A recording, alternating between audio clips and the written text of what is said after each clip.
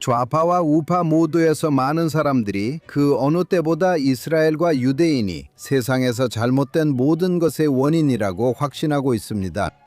그들이 이렇게 확신하는 건 놀랍지 않습니다. 미국의 중동 외교 정책과 이란 전쟁도 베냐민 네타냐후 총리의 변덕에 좌우된다고 생각합니다. 혹은 허구에 불과한 전능한 이스라엘 로비, 또는 수많은 반유대주의적 비방의 중심에 있는 거대한 유대인 음모라고 생각하는 걸까요? 미국과 이스라엘의 관계에 대한 진실은 유대인과 그 반대자들 모두에게 항상 훨씬 덜 흥미로운 것이었습니다. 미국은 항상 유대 국가의 이익이 아니라 자국의 이익을 추구하기 위해 동맹을 맺고 전쟁을 벌여왔습니다.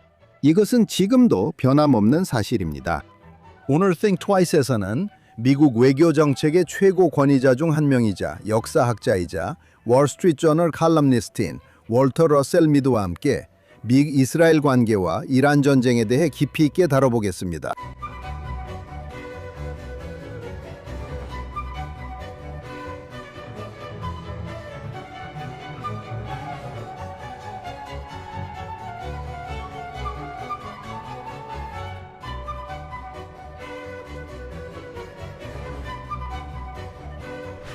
안녕하세요. Think Twice에 오신 걸 환영합니다.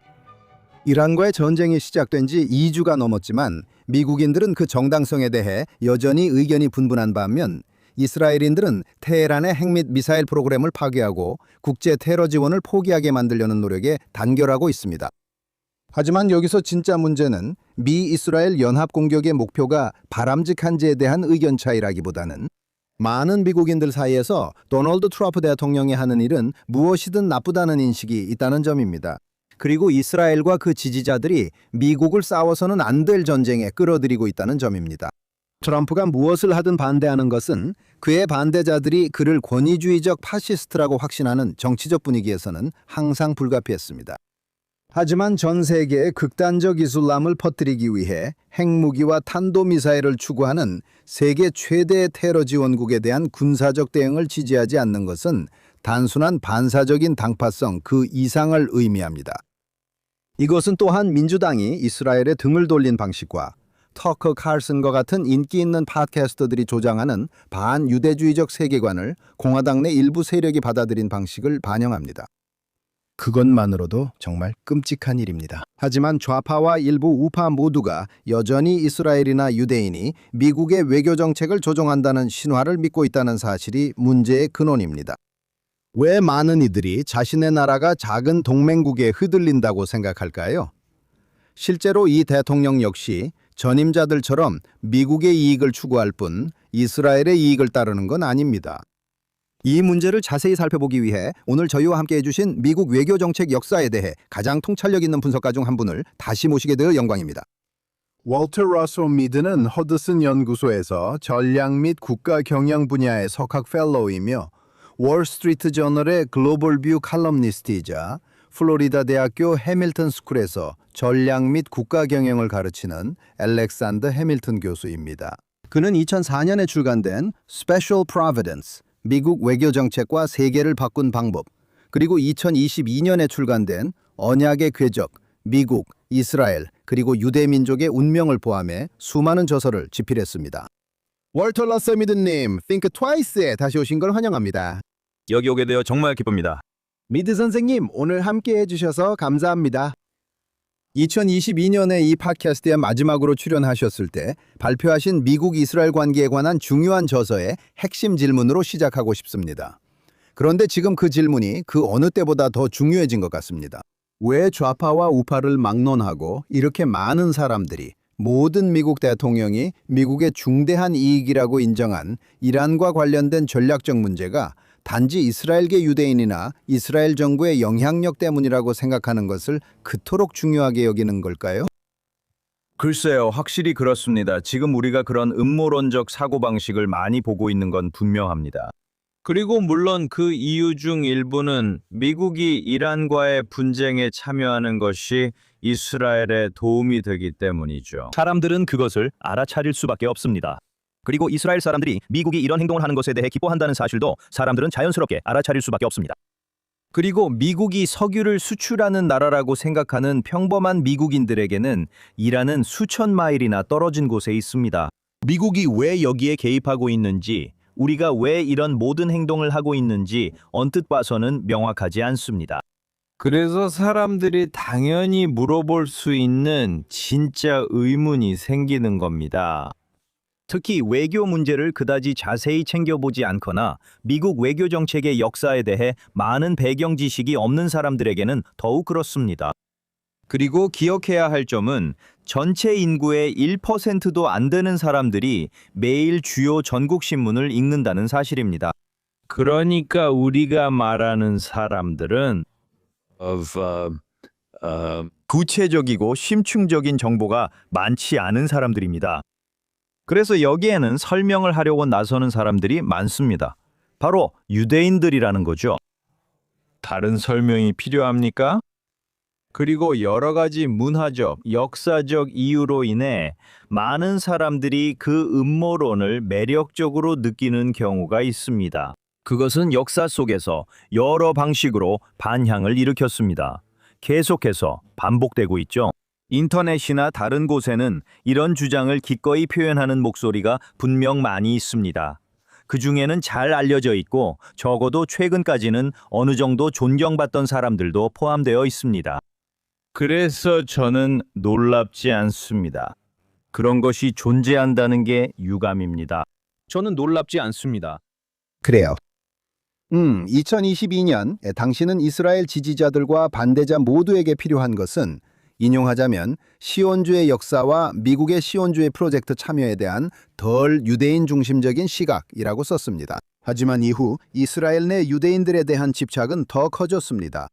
왜 이스라엘 로비에 대한 신화가 단순히 지속된 것뿐만 아니라 2022년 이후로 주류 좌파와 극우 모두가 그 어느 때보다 이스라엘에 집착하면서 사실상 더 확산되었을까요? 이 나라의 정치 문화에 대해 무엇을 말해주는 걸까요? 당신이 책에서 명확하게 반박했던 이스라엘과 유대인 영향력에 대한 똑같은 신화들이 오히려 더 퍼지고 있는 것처럼 보인다는 사실이요. 제 책을 읽은 사람이 충분하지 않아서 그렇죠. 사실 저도 같은 생각을 했어요. 더 많은 사람들이 제 책을 읽어야 해요. 하지만 역사를 보면, 그리고 분명히 저는 2023년 10월의 공격 이전에 이 책을 썼고 그 이후에 있었던 여러 가지 반응들보다도 먼저 썼어요. 하지만 미국 역사에서 반유대주의의 열기가 언제 고조되는지 보여주는 여러 가지 흐름을 볼 수 있습니다. 특정 요인들이 반유대주의적 신화와 음모론, 도시 전설 등 이런 것들의 확산과 매력을 높이는 것처럼 보입니다. 기본적으로 상황이 잘 풀리고 사람들이 미국에서 모든 것이 잘 돌아가고 있다고 느끼고 자신의 삶이 좋다고 느낄 때는 반유대주의는 그냥 주변부로 사라집니다. 이런 태도의 사람들이 있지만 그것에 대해 깊게 생각하거나 행동하지는 않습니다. 그건 별로 중요한 일이 아닙니다. 대부분의 사람들은 행복하면 왜 문제가 있냐고 묻지 않습니다. 문제가 없고 행복하기 때문입니다. 그리고 오늘날 미국에서 여러 가지 일들이 벌어지고 있는데 역사적으로 이런 일들이 반유대주의적 사건들을 촉발시켜 왔다고 생각합니다. 그중 하나는 이주, 즉 이민입니다. 역사적으로 유대인들이 이민자 중에서 비교적 적은 비율을 차지했을 때조차도 많은 수의 이민자들이 나라에 들어올 때마다 이런 일이 있었습니다. 인구 비율로 볼 때 이런 상황은 사람들로 하여금 우리는 누구인가, 나의 정체성은 무엇인가 라는 질문을 하게 만듭니다. 그리고 나와 똑같아 보이지 않는 사람들에 대해 불안하고 예민하게 만듭니다. 그래서 1840년대 이후에 많은 이민이 있었는데 대부분은 감자 기근으로 인한 아일랜드에서 왔고 1848년 혁명 실패 이후에는 독일에서 온 사람들이 많았습니다. 그리고 그 독일 난민들 중 일부는 유대인이었지만 대부분은 아니었습니다. 그리고 대부분의 아일랜드인, 물론 아일랜드 이민자들 중에는 유대인이 전혀 없었습니다. 하지만 1840년대와 1850년대에는 미국에서 다른 반이민 운동들과 함께 반유대주의가 더 퍼지는 모습을 볼 수 있습니다. 그 후 남북 전쟁이 끝난 뒤에는 이런 현상이 많이 가라앉게 되고 미국 유대인들이 꽤 잘 받아들여지는 세대가 찾아옵니다. 유대인들이 다른 사람들과 나란히 살아가고 어느 쪽에서도 크게 문제 삼지 않는 역사적 정상 상태로 다시 돌아간 셈입니다.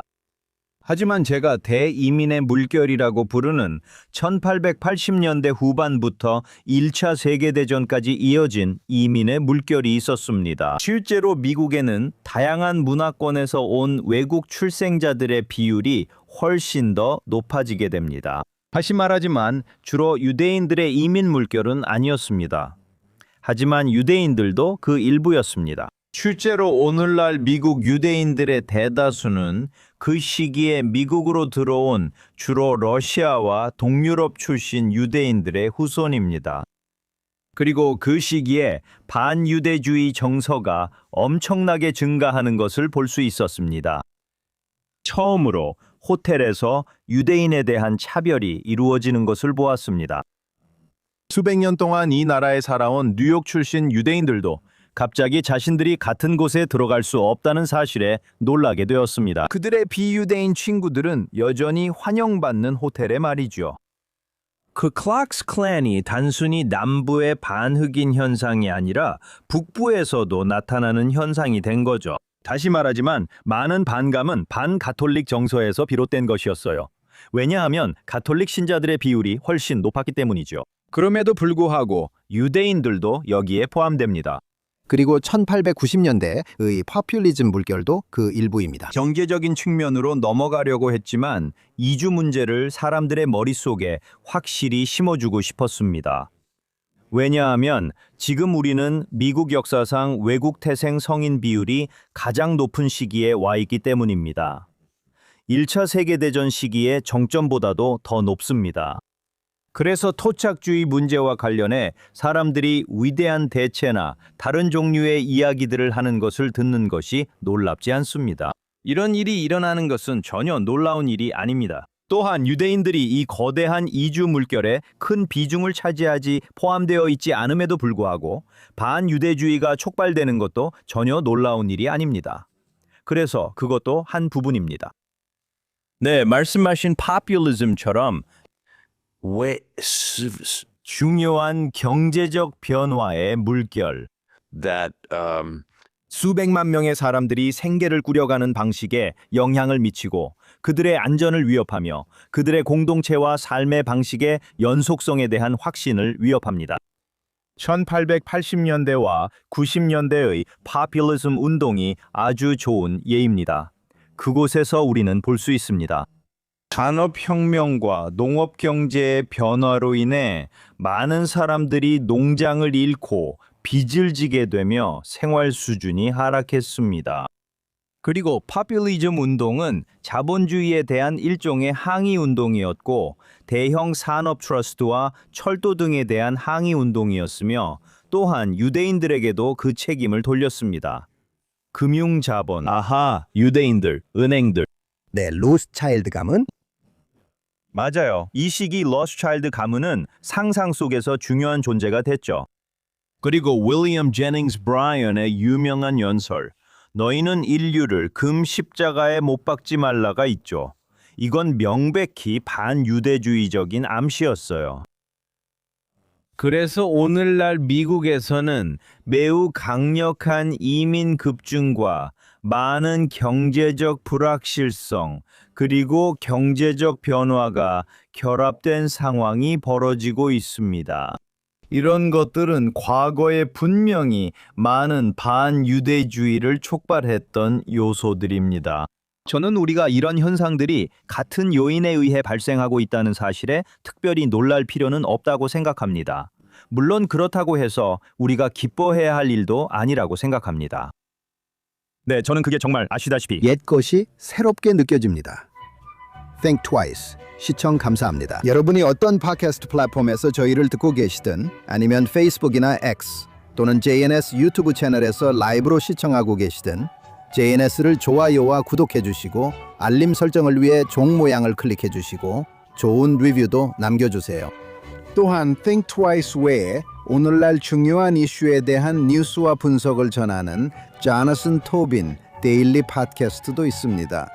JNS 채널이나 모든 팟캐스트 플랫폼에서 자너슨 토빈 데일리를 찾으실 수 있습니다. 이제 오늘 프로그램으로 돌아가겠습니다. 여러분도 아시다시피 우리는 이것이 좌파에서는 다르게 나타나는 것을 볼 수 있는데 그곳에서는 이것이 일종의 교차성 이데올로기에 덧뿌리를 두고 있는 것처럼 보입니다. 이스라엘과 반유대주의를 둘러싼 우파의 갈등에 대해 어떻게 생각하시나요? 여러분도 아시다시피 문지기 역할을 경멸하고 규범을 넘는 행동이 인터넷에서 클릭과 인기를 얻는 길이 되는 정치 문화가 있습니다.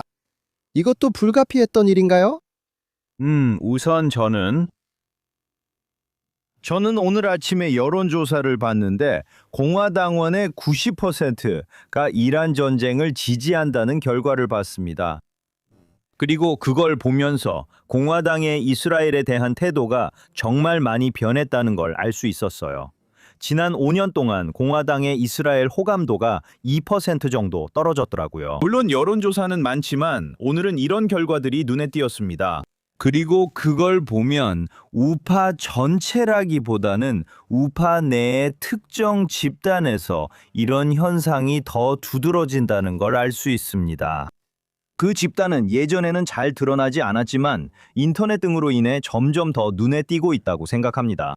하지만 적어도 전체적인 수치를 보면 이런 현상이 대중적으로 똑같은 영향을 미치고 있는 것 같지는 않습니다. 그것이 좌파 쪽에서 일종의 자본주의와의 혼동이 일어나고 있다는 것입니다. 이스라엘과 미국 유대인들이 충분히 진보적이지 않다고 생각하지만 물론 많은 미국 유대인들은 매우 진보적입니다. 그런 인식이 어느 정도 굳어졌습니다. 이제 저는 우파의 문제를 축소하려는 것도 아니고 성장 가능성이 있는 심각한 문제가 없다고 말하려는 것도 아닙니다. 제가 여론조사를 볼 때마다 느끼는 것은 이스라엘에 대한 태도의 변화가 현재로서는 좌파 쪽에서 훨씬 더 깊고 널리 퍼져 있다는 점입니다. 네, 맞는 말씀입니다. 그리고 이것이 정치적으로도 민주당이 이스라엘을 상당 부분 버린 것처럼 보이는 방식에서 드러난다고 생각합니다. 문제는 만약 그런 일이 우파에서는 일어나지 않고 있다면 우리가 뭔가를 착각하고 있었던 건 아닐까요?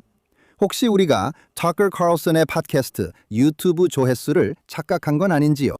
그가 자주 상기시켜 주듯이 그 당에서 유일하게 중요한 사람은 도널드 트럼프라는 점을 생각하면 우리가 조회수를 투표수로 착각한 건 아닌지요?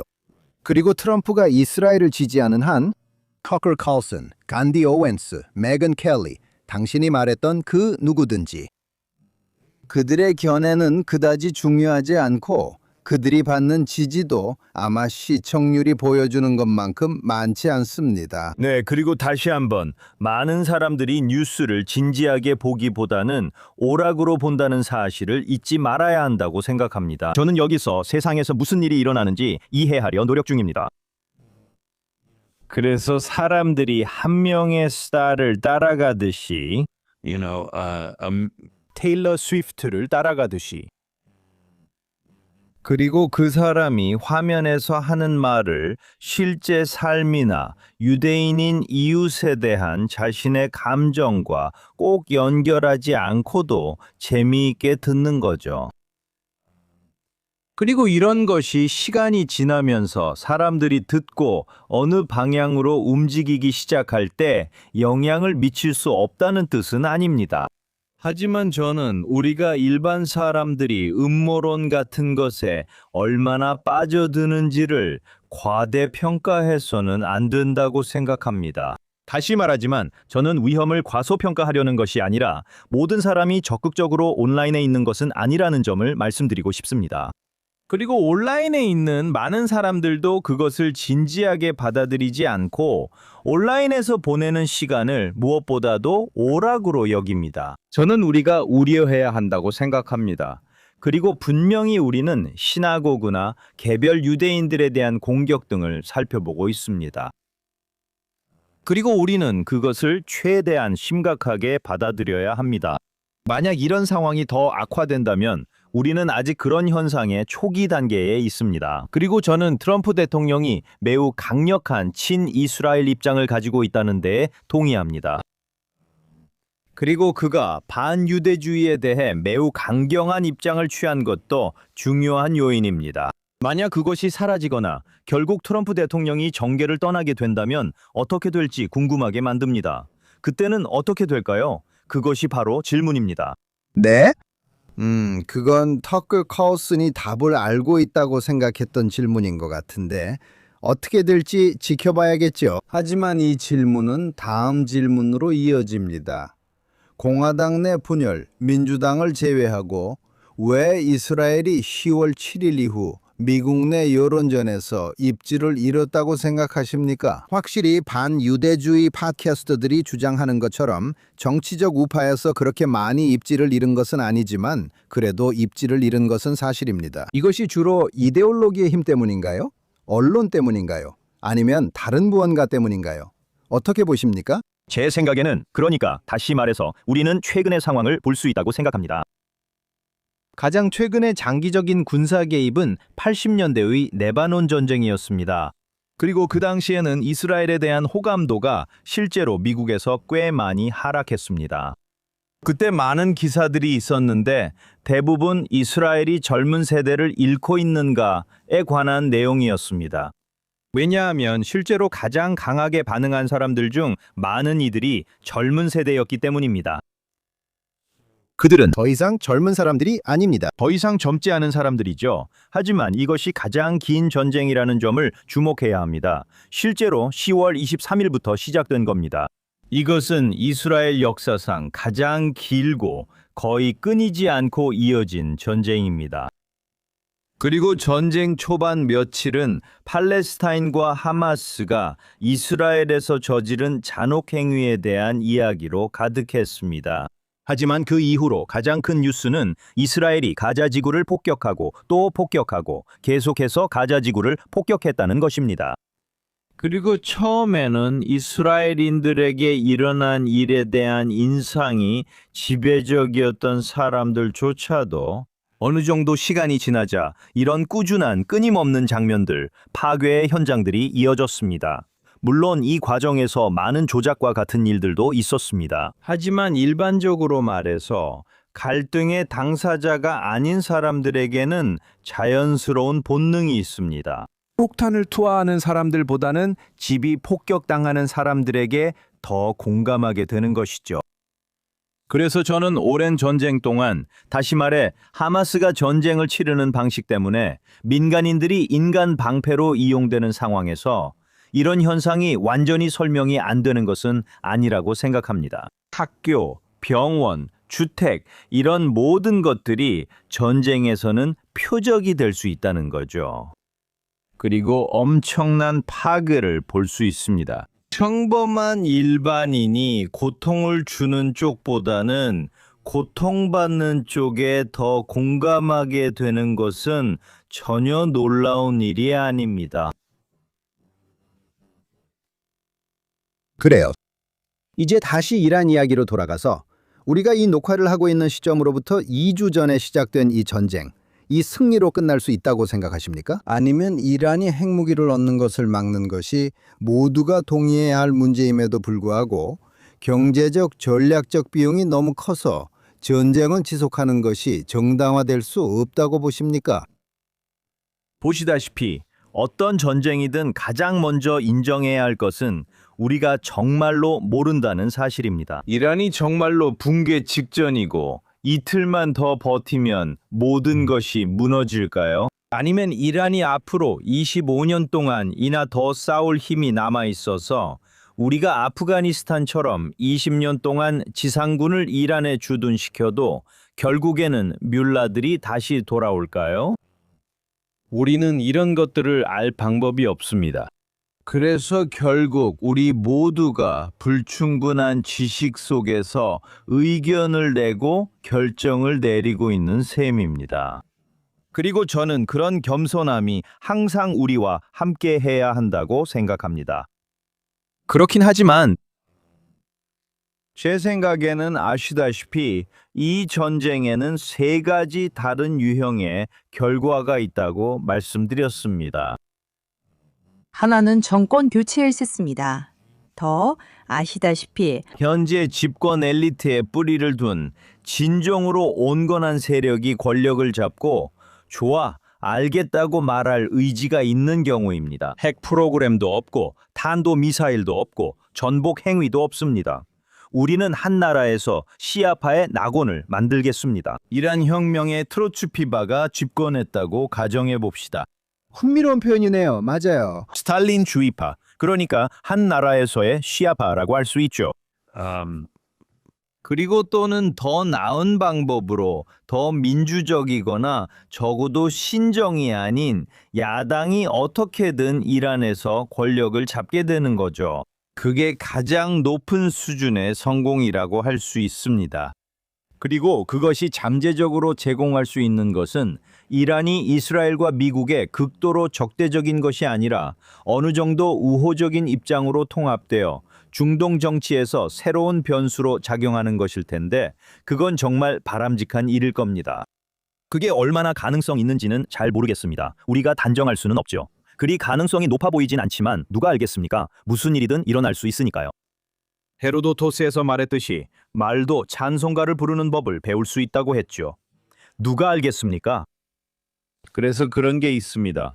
그리고 또 하나는 일종의 중간 시나리오가 있는데 저는 그걸 제 칼럼에서 그렇게 불렀습니다. 모든 잔디깎기의 어머니라고 할 수 있는데 이건 아무것도 해결하지 못합니다. 아시다시피 지금 집권하고 있는 정권이 여전히 집권하게 되고 물론 인물은 다르겠지만 삶에 대한 관점은 똑같습니다. 하지만 그들의 능력, 그러니까 인프아나 경제적 위치 등이 너무나도 손상되어서 세상에서 가장 나쁜 의도를 가지고 있더라도 실제로 주변을 위협할 만한 행동을 다시 할 수 있으려면 몇 년은 걸릴 겁니다. 그것이 완전한 승리는 아니겠지만 현상 유지에 상당한 진전을 가져올 것입니다. 몇 년 후에는 다시 잔디를 깎아야 할 수도 있습니다. 하지만 괜찮습니다. 그리고 최악의 결과는 트럼프 대통령이 결론을 내리거나 그의 참모들이 호르무즈 해협을 확보하거나 이란이 이 지역에서 문제를 일으키는 능력을 끝내기 위해서는 현재의 이란 정권과 정치적 합의에 도달하는 것 외에는 방법이 없다고 말하는 상황일 것입니다. 그래서 협상을 통한 종결이 이루어지는 것입니다. 그 결과 그들이 단순히 살아남았을 뿐만 아니라 어느 정도는 해협과 지역에서의 활동을 끝내는 대가로 뭔가를 얻어냈다고 보여지는 상황이 되는 것입니다. 그것은 제 생각에 상당한 후퇴가 될 것이고 매우 광범위한 결과를 초래할 것입니다. 그리고 그런 상황을 보지 않길 바랍니다. 이 세 가지 중 가장 가능성 높은 것은 두 번째, 즉 모든 잔디깎기의 어머니라고 생각합니다. 군사 부분도 잘 진행되고 있습니다. 하지만 나머지 두 가지는 시나리오들도 여전히 가능성은 남아 있습니다. 맞아요. 이란 전쟁에 대한 미국의 반응에 초점을 맞춰서 저는 실제로 전쟁에 대한 의견 차이가 전략적인 문제 때문인지 아니면 단순히 당파성의 결과인지 궁금합니다. 대부분은 아니더라도 많은 민주당원들이 트럼프를 권위주의적 파시스트라고 진심으로 생각하고 단순히 반대하는 것이 아니라 반드시 저항해야 한다고 믿는다는 점을 고려하면요. 외교 정책을 포함한 어떤 사안에 대해서도 초당적 합의가 가능한지, 예전에는 정치는 해안선에서 끝난다는 표현이 있었는데요. 요즘에는 어떤 전쟁이나 사안, 특히 이란과 같은 전쟁에서는 그런 일이 정말 가능할까요? 에런, 더 어렵게 만들긴 하지만 바이든 행정부와 오바마 행정부 모두 이란과의 전쟁을 원하지 않았고 이란과의 전쟁을 시작하지도 않았다는 점을 잊지 말아야 합니다.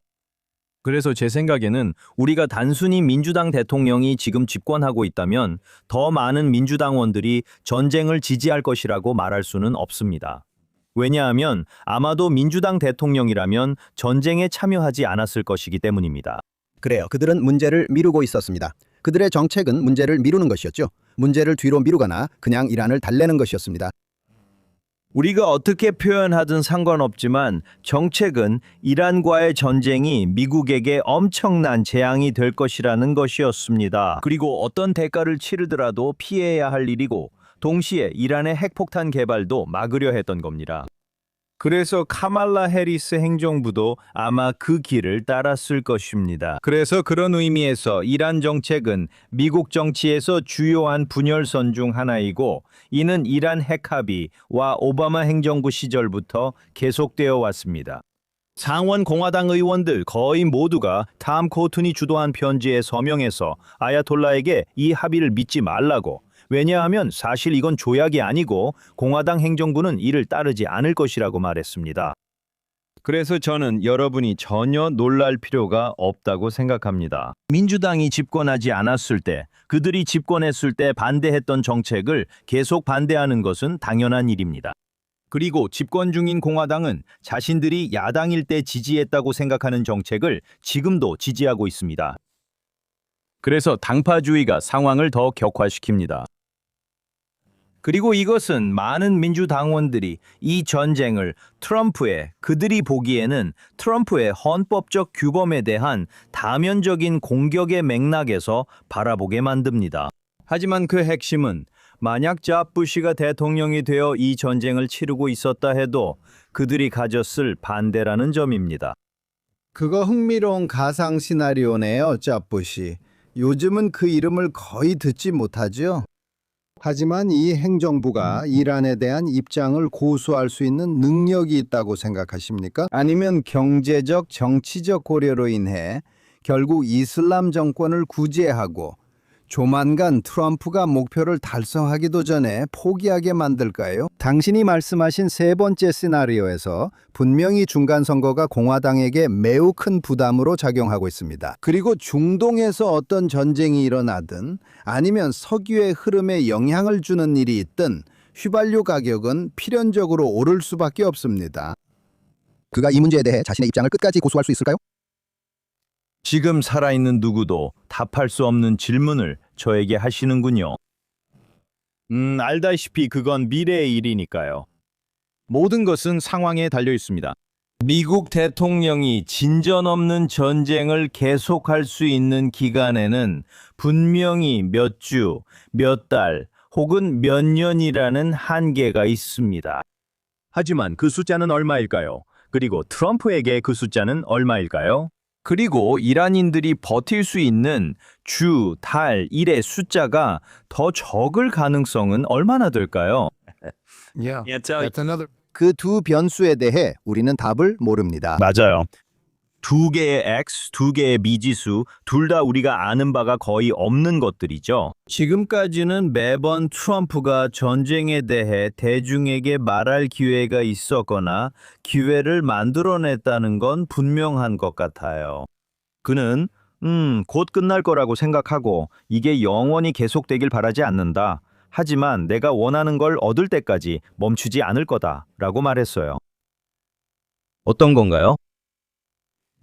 이 점을 해석하는 건 당신이나 저나 우리 청취자분들이나 마찬가지인 것 같네요. 그게 바로 의문점이죠. 우리는 몰라요. 네, 많은 게 여기에 달렸어요. 최근 칼럼 중 하나에서 당신은 2023년 이란이 가졌던 강력한 입지에 대해 언급하셨죠. 그리고 10월 7일 이후 이란의 지역 내 혼란 조성과 패권 야욕의 정책의 일환이었던 그 사건 이후로 이란은 계속해서 잃기만 했습니다. 이것이 역사적 관점에서 볼 때 오만이었던 건가요? 이것은 테헤란의 신정주의자들의 오만이었나요? 아니면 그들의 이데올로기 자체가 서방과 이스라엘에 대한 전쟁을 항상 부추기기 때문에 어쩔 수 없는 운명이었던 건가요?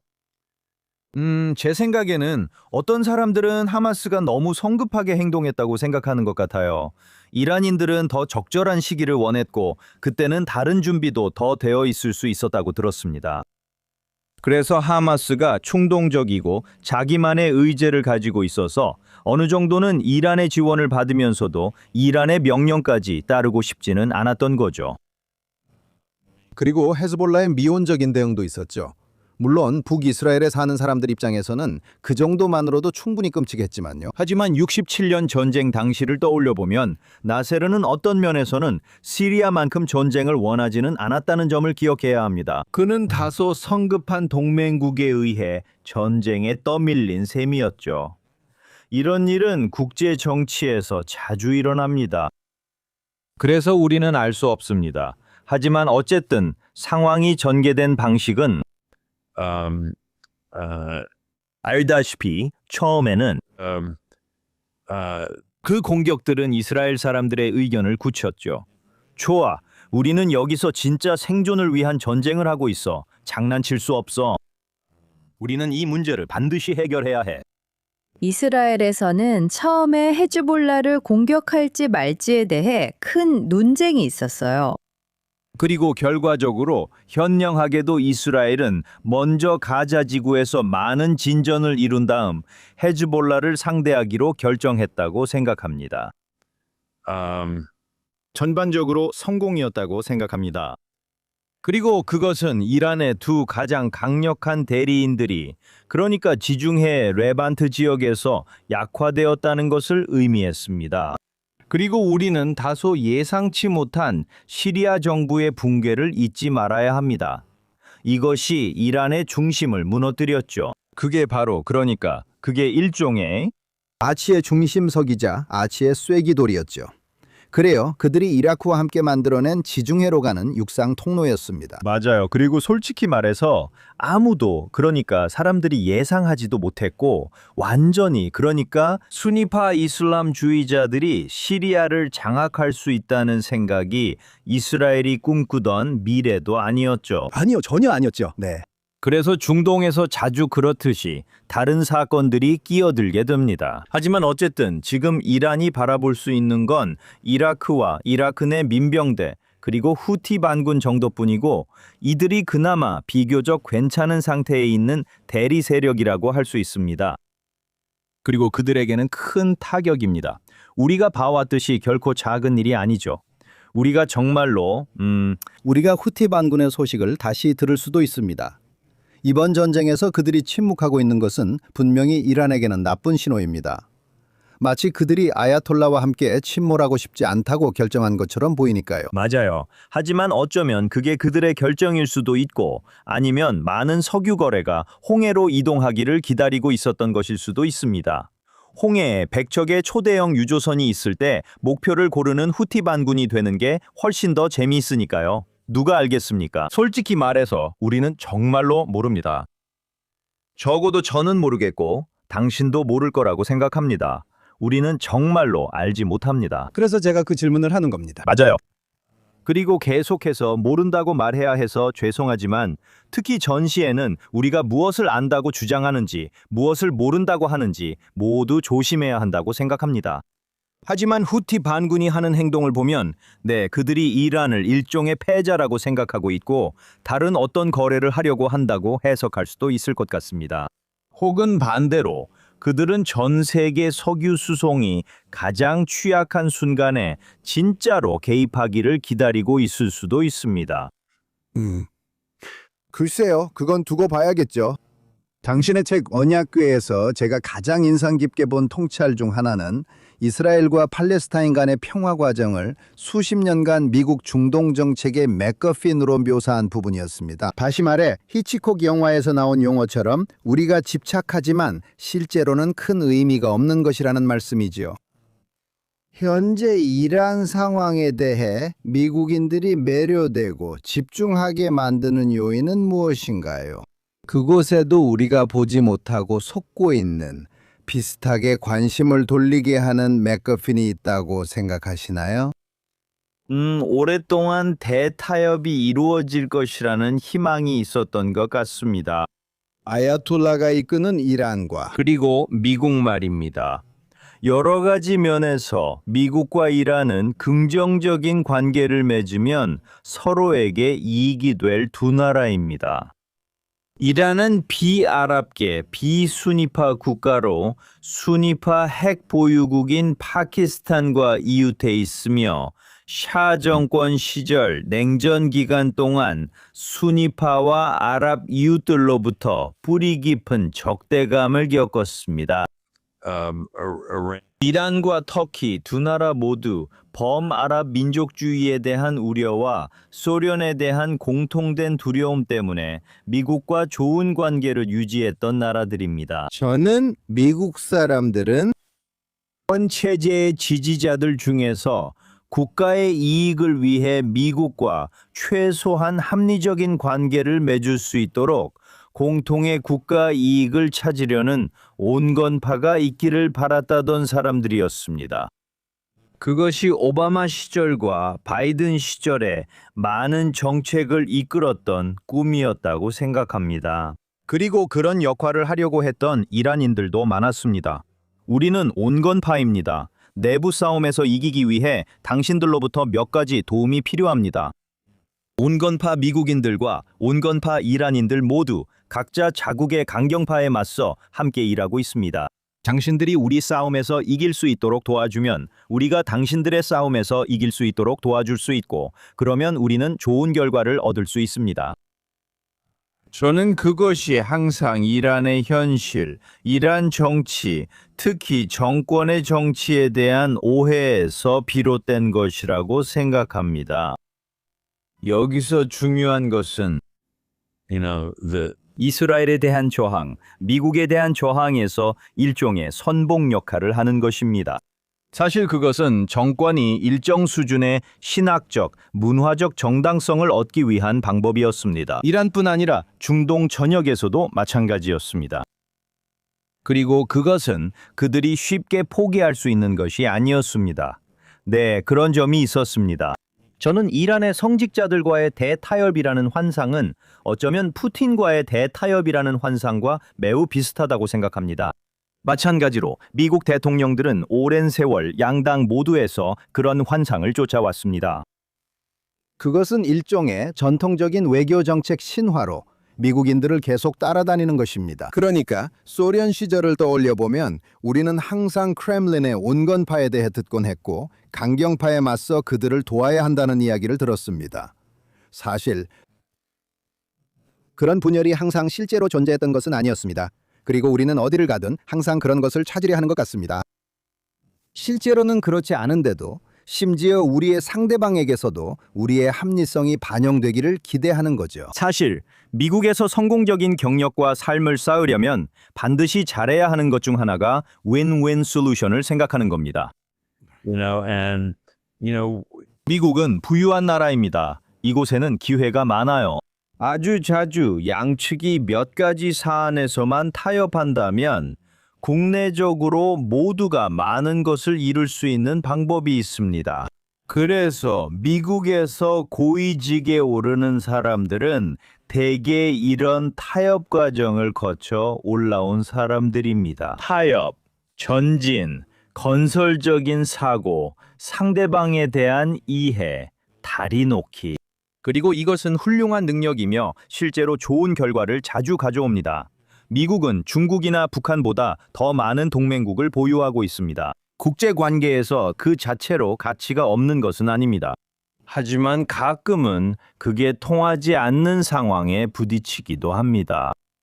그리고 그런 상황에서 많은 사람들이 여전히 자신의 기본적인 사고방식이나 개인적인 삶의 경험 혹은 뭐라고 부르든지 간에 그것에 계속해서 순응하는 모습을 볼 수 있습니다. 그리고 저는 미국의 이란 정책에서 이런 모습을 자주 봤다고 생각합니다. 당신은 트럼프 대통령의 세계관을 본질적으로 전통적인 외교정책 현실주의나 신보수주의와는 구별되는 잭슨주의적이라고 정의하셨죠. 하지만 그가 추구하는 것이 여전히 잭슨주의적 외교정책인가요? 아니면 단지 다른 변형일 뿐인가요? 아니요. 저는 그가 여전히 그렇다고 생각합니다. 그는 미국의 이념을 퍼뜨리는데 별로 관심이 없는 사람이라는 걸 분명히 알 수 있습니다. 그는 미국의 자본주의가 훌륭하다고 생각하고 미국이 지구상에서 가장 위대한 나라라고 생각하지만 모든 나라가 반드시 미국처럼 될 거라고는 생각하지 않습니다. 그리고 어떤 면에선 그들이 미국처럼 되지 않아 다행이라 생각할 겁니다. 그렇게 되면 더 강력한 경쟁자가 되니까요. 그들이 우리처럼 잘하면 우리가 1등 하긴 더 어려울 거예요. 그러니까 그는 베네수엘라를 민주주의 국가로 만들려고 하지 않습니다. 쿠바를 민주주의로 만들겠다는 말도 하지 않고요. 그는 아야톨라들과 이란 혁명 수비대에게 만약 그들이 거래할 의향이 있다면 푸틴이나 시진핑과 마찬가지로 가장 실용적인 방식으로 협상할 준비가 되어 있다고 분명히 밝혔습니다. 그는 미국의 이념적 의제를 전 세계에 강요하는 것에는 동의하지 않습니다. 어떤 면에서는 그게 더 쉽습니다. 일부 국가들, 유럽의 몇몇 파트너와 동맹국들, 그리고 다른 나라들과 협상하는 것은 오히려 더 어렵게 만듭니다. 왜냐하면 그들에게는 이념이 매우 중요하고 외교 정책에서 아주 중요한 부분이기 때문입니다. 그러니까 다른 모든 일과 마찬가지로 이길 때도 있고 질 때도 있습니다. 하지만 그도 역시 그는 자신의 많은 주제들이 전통적인 잭슨주의적 파퓰리즘에서 비롯된다는 점을 계속해서 보여줍니다. 서반구 우선 그의 전임자들보다 서반구에 훨씬 더 많은 관심을 기울였습니다. 중산층 미국인, 평범한 미국인을 우선시해야 한다는 인식, 그것이 바로 외교 정책과 경제 정책이 되어야 한다는 생각입니다. 그의 성공 여부에 대해선 논란이 있을 수 있습니다. 이는 전혀 다른 문제입니다. 하지만 그가 자신의 정책을 옹호할 때마다 그는 이런 잭슨주의적 주제로 돌아가는 것 같습니다. 그리고 다시 한번 그는 이란을 위험한 경쟁자로 봅니다. 그의 정당화는 과거 전쟁에서 사망한 모든 미국인들에 대해 이야기하며 실제로 인질 위기까지 거슬러 올라갑니다. 그리고 그런 일들에 대해 이야기하죠. 알다시피 이런 건 아닙니다. 이란은 전 세계 민주주의에 대한 위협이지만 이란은 미국의 적이며 그것을 여러 번 보여줬습니다. 우리는 그들이 핵무기를 갖게 둘 수 없습니다. 맞아요. 지난 가을에 발표된 행정부의 국가안보 전략이 트럼프의 외교 정책 방향과 일부에서 트럼프 코롤러리라고 부르던 많은 사람들이 놓쳤던 점에 대해 우리에게 무엇을 말해줬나요? 거기에 앞으로 일어날 일에 대한 암시가 있었나요? 제 생각에는 우선 저는 트럼프가 아마 국가안보 전략을 직접 읽지는 않았을 거라고 생각합니다. 알다시피 그리고 저는 일반적으로 미국에서는 미국 정부가 이러한 전략을 의회 요구 사항의 일환으로 작성하도록 의무화되어 있습니다. 그래서 그들은 그런 전략을 만듭니다. 하지만 그 전략들을 꼭 따라야 할 의무는 없다고 생각합니다. 맞아요. Third party 플랫폼들. 맞아요. 네, 그게 뭐냐면 특정 시점에 특정 테이블에 앉아 있는 사람들의 합의라는 거죠. 그리고 미국 역사상 단 한 번이라도 어떤 위기에 직면한 정부 관리가 어디 보자, 우리가 뭘 해야 하지? 라고 말한 적은 없었던 것 같아요. 국가 안보 전략에 이와 관련된 내용이 있었지 하고 책장에 가서 맞다, 여기 17페이지에 우리가 해야 할 일이 나와 있네. 이렇게 한 적은 없다는 거죠. 그게 미국 정부가 지금까지 일해온 방식이 아니고 지금도 그렇지 않습니다. 저는 그 전략에 담긴 몇 가지 주제들에서 우리가 몇 가지를 볼 수 있다고 생각합니다. 우리는 몇 가지 요소들을 볼 수 있습니다. 예를 들어 서반구 우선이라든지 그에 대한 우려 같은 것들입니다. 하지만 반구 우선에 대해 많은 사람들이 이건 고립주의다 라고 말했습니다. 하지만 이것은 일종의 중국이라는, 즉 서반구를 통한 미국 자체에 대한 외부 위협이라는 관점에서 표현된 것입니다. 그래서 국제적 긴장과 강대국 경쟁이 고조되는 시기에는 먼저 우리 뒷마당부터 정리해야 이런 취약점이 생기지 않는다고 생각한 겁니다. 하지만 그게 거기서 끝난다는 뜻은 아닙니다. 그건 시작점일 뿐 끝이 아닙니다. 그래서 전반적으로 볼 때 트럼프 행정부의 국가 안보 원칙을 이해하는 방법은 그들이 말하는 것보다 실제로 하는 일을 보는 것이라고 생각합니다. 네, 미국과 유럽의 관계는 2차 세계대전 이후 최저 수준인 것 같습니다. 하지만 분명히 트럼프가 유럽인들을 어느 정도 경멸하는 태도로 대했고 유럽인들은 약해 보이며 스스로 방위비를 부담하지도 않고 미국을 따르지도 않는 것 같습니다. 이런 상황에서 유럽연합과 나토는 미국과의 관계에서 어떤 위치에 놓이게 되는 건가요? 이것이 결국 나토의 붕괴로 이어질 수밖에 없다고 생각하시나요? 글쎄요, 제 생각에는 세계에는 이미 굳어져 버린 국제기구들이 많이 있다고 봅니다. 나토 본부에서 일하는 사람들은 계속해서 월급을 받고 싶어 할 겁니다. 그리고 국제기구들이 많이 있습니다. 뭐죠? CSC, OSCE 같은 곳들인데 오랫동안 아무 일도 하지 않았지만 직원들에게는 계속 급여를 지급하고 있습니다. 그래서 저는 나토가 사라질 거라 생각하지 않습니다. 문제는 나토가 얼마나 에너지가 있느냐는 것입니다. 그리고 얼마나 중요성이 있느냐는 것입니다. 그리고 그 중요성은 알다시피 권력 정치적인 관점에서 보면 대부분 러시아의 유럽에 대한 위협입니다. 그리고 그 위협이 커지거나 줄어들수록 미국과 유럽이 나토를 중요하게 생각하는 정도도 커지거나 줄어듭니다. 많은 사람들이 미국이 네이토에 충분한 관심을 기울이지 않는다고 비판합니다. 저 역시 트럼프 행정부가 이 부분에서 좀 더 긍정적인 태도를 보였으면 합니다. 하지만 불과 몇 년 전까지만 해도 유럽 국가들이 자국 방위에 1%도 안 되는 아주 적은 금액만을 지출했었죠. 제 말은 그건 네이토를 소홀히 한 겁니다. 그건 아시다시피 네이토에 돈을 쓸 가치가 없다고 생각한다는 건 네이토에 관심이 없다는 아주 명백하고 확실한 증거입니다. 그래서 그런 의미에서 트럼프의 한 가지 결과는 네이토를 되살린 것이라고 말할 수 있습니다. 유럽인들이 이제는 예전보다 더 많이 네이토에 대해 생각하고 있고 자신들이 그것에 얼마나 의존하고 있는지 더 잘 인식하고 있으며 또한 그들이 관심을 기울이고 적극적으로 행동하지 않으면 네이토가 지속될 수 없다는 것도 알고 있다는 점에서 그렇습니다.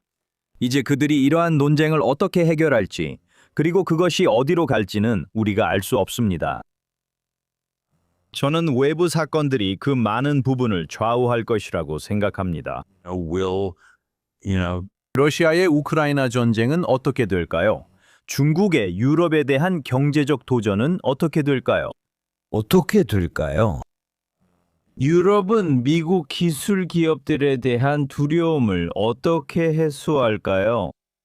현대 경제가 유럽인들이 갖고 있지 않고 생산하기엔 아직 갈 길이 먼 특정 역량을 필요로 한다는 현실에서 어떻게 해야 할까요?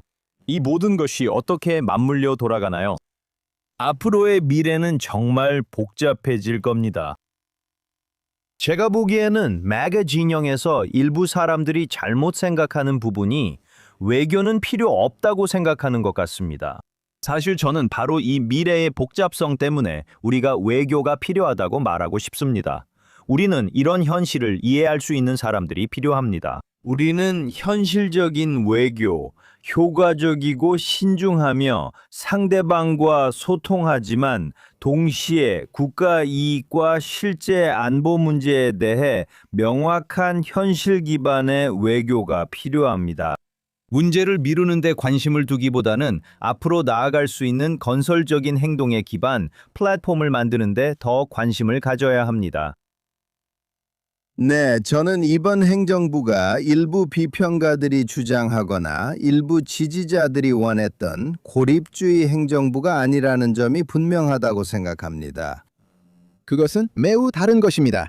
그리고 그것이 유럽과 나토와 어떻게 맞물리는지는 글쎄요, 아직 답이 정해지지 않은 문제라고 생각합니다. 정확히 그렇습니다. 앞으로 시간이 지나면 무슨 일이 일어나는지 알게 됩니다. 네, 그리고 이 행정부의 역학관계도 곧 변하기 시작할 것이고 이제 우리는 트럼프의 두 번째 임기에서 4분의 1을 넘겼잖아요. 중간 선거는 아직 결과를 예측하기엔 너무 이르지만 많은 지표들이 민주당이 큰 승리를 거둘 것임을 시사하고 있는데 확실히 하원에서는 그렇고 어쩌면 상원에서도 그럴 수 있습니다. 하지만 어쨌든 트럼프 대통령이 두 번째 임기의 끝에 다가가면서 공화당 내에서 그의 권력이 어떻게 될지 아시나요? 의회 내 권력 균형은 어떻게 될까요?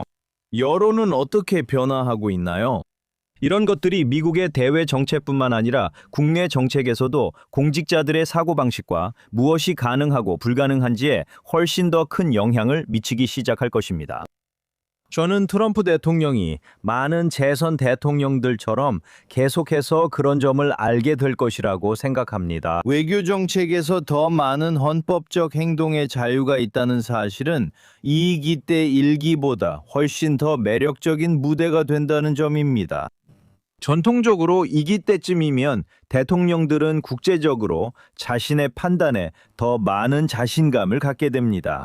그들은 다른 지도자들을 1기 때와는 다르게 잘 알게 됩니다. 그들은 국가안보기구를 파악했고 자신의 우군도 찾았으며 그 외 여러 가지를 해냈습니다. 이 모든 면에서 트럼프의 행정부 요소들은 어느 정도 고전적이라고 할 수 있습니다. 두 번째 임기에는 외교 정책에 더 집중하게 되고 본능을 더 신뢰하는 대통령의 모습을 볼 수 있습니다. 단지 트럼프의 본능이 너무 비전통적이어서 이상해 보일 뿐이고 어떤 면에서는 실제로 역사적 패턴에 부합하기도 합니다.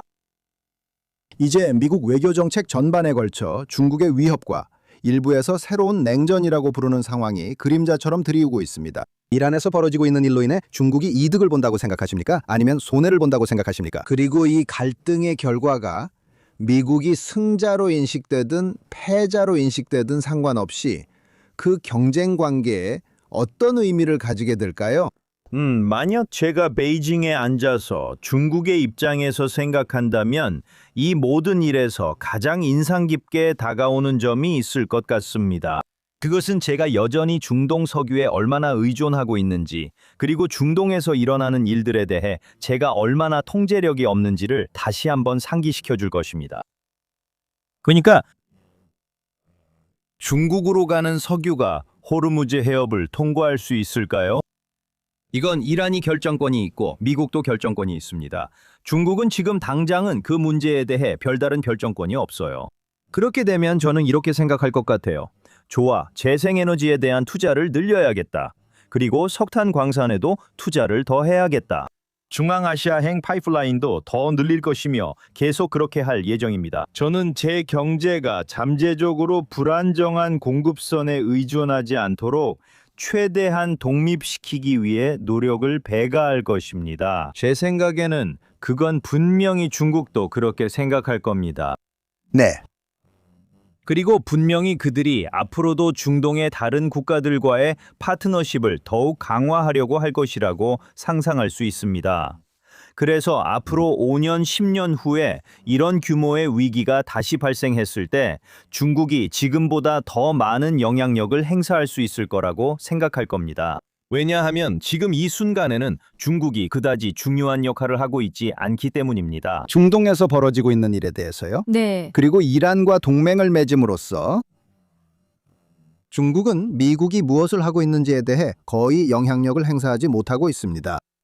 그리고 또 하나의 문제는 만약 중국이 이란을 돕지 않는다면 많은 나라들이 내가 왜 중국과 친구가 되어야 하지? 라는 의문을 갖게 된다는 점입니다. 곤경에 처하면 중국은 도움이 안 되기 때문입니다. 하지만 중국이 이란을 지나치게 지원하면 사우디아라비아, 아랍에미리트, 오만 등이 우리가 친구인 줄 알았는데 라고 생각할 수 있습니다. 저는 당신이 우리의 친구이자 고객이 되고 싶어 하는 줄 알았는데 왜 저를 죽이려는 숙적을 돕고 있나요? 이 혼란 속에서 중국이 나아갈 뚜렷한 길은 없습니다. Mr. Meter, 오늘 함께 해주시고 의견 나눠주셔서 감사합니다. 시청자들이 선생님 활동을 어떻게 팔로우할 수 있을까요? 네, 제 칼럼을 확인하실 수 있습니다. 월스트리트저널 온라인에는 미국 시간으로 월요일 저녁에 그리고 인쇄판에는 화요일 아침에 실립니다. 큰 비상사태가 있을 때는 이번 전쟁이 시작된 주처럼 가끔 2개의 칼럼을 쓰기도 합니다. 저는 또한 What Really Matters라는 제 자신의 팟캐스트도 진행하고 있습니다. 제 팟캐스트는 선생님의 팟캐스트보다는 좀 더 짧고 덜 야심차다고 생각하지만 그래도 사람들이 저를 만날 수 있는 공간입니다. 그 팟캐스트는 태블릿 매거진에서 나오며 스포티파이 등에서 들을 수 있습니다. 또한 제 트위터 계정 WRMead에서도 보실 수 있는데 거기서 제가 흥미롭게 본 것들이나 기사 링크 등을 트윗합니다. 인터넷에서 검색해보세요. 제 정보는 쉽게 찾으실 수 있습니다. 네, 저는 우리 시청자분들께 꼭 선생님의 작업을 팔로우하라고 추천드립니다. 정말로 귀중한 자료입니다. 그리고 여전히 사실입니다. 아직도 충분히 많은 사람들이 The Ark of a Covenant을 읽지 않았습니다. 그러니 The Ark of a Covenant도 읽어보세요. 제가 그 책을 4년 전에 추천했던 것 같습니다. 그리고 이번 주에 다시 돌아보면서도 여전히 정말 중요한 책이라고 생각합니다. 감사합니다. 그리고 저희 청취자 여러분께도 감사의 말씀을 전하고 싶습니다. 조나단 토빈 데일리 에디션을 매일 청취해 주시길 바랍니다. 팟캐스트를 들을 수 있는 모든 곳에서 들으실 수 있습니다. 여러분이 어떤 플랫폼에서 저희를 듣거나 페이스북, X, JNS 유튜브 채널에서 라이브로 시청하신다면 JNS에 꼭 좋아요와 구독 부탁드립니다. 알림을 받으시려면 종 모양 아이콘을 클릭해 주시고 좋은 리뷰도 남겨주시기 바랍니다. 저희에게 의견을 보내시려면 thinktwice@jns.org로 이메일을 보내주시고 어디에서 이 프로그램을 시청하거나 청취하시는지 그리고 어떻게 생각하시는지 알려주세요. 그리고 항상 직접 읽고 생각하는 것을 잊지 마세요. 다음 주에 다시 뵙겠습니다.